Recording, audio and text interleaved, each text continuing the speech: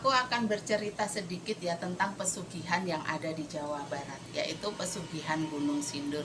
Pesugihan Gunung Sindur ini dilakukan oleh kaum laki-laki ya, karena pesugihan Gunung Sindur itu harus mengawini salah satu putri yang disediakan di gunung itu. Tapi sebenarnya putri itu berusaha berwujud makhluk yang berupa ular, siluman ular lah intinya kayak gitu.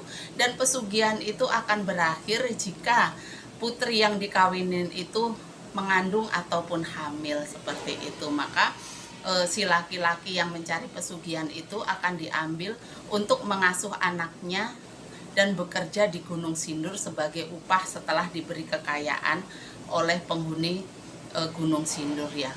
Singkat cerita, ada seorang laki-laki yang pengen mencari pesugihan di Gunung Sindur gitu. Kan dia tahu jika pesugihan itu akan berakhir jika putri yang dikawininnya itu hamil atau mengandung.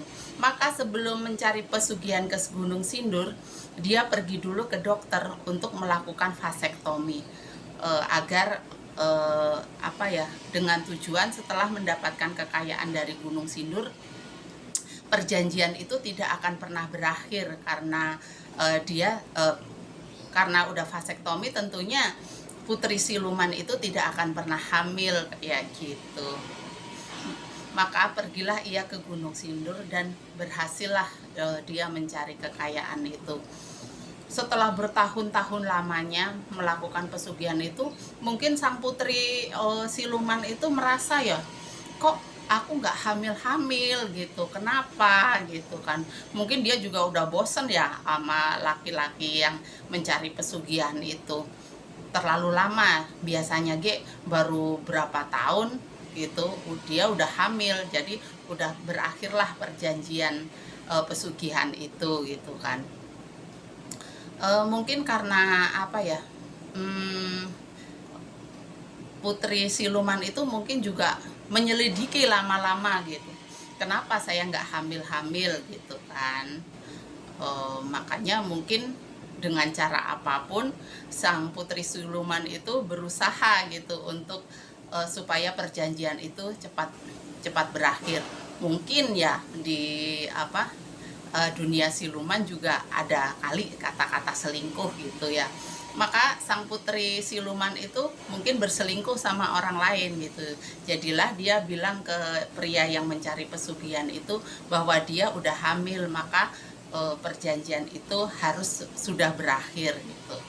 Tapi kan si lelaki itu bilang ke putri siluman itu loh, lah bagaimana mungkin kamu hamil sedangkan saya orang yang nggak, laki-laki yang nggak subur gitu, saya itu nggak bisa menghamili perempuan, kata si laki-laki yang mencari pesugihan.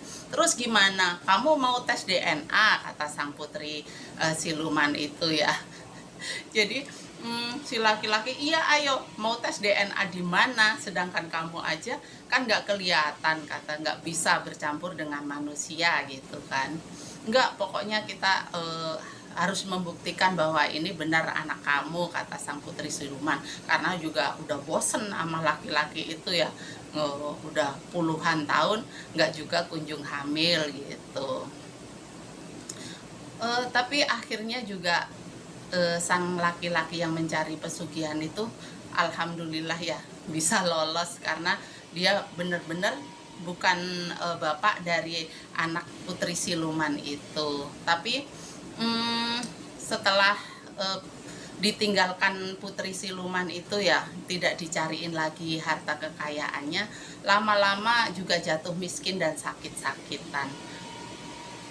Kembali seperti semula, dia miskin kembali.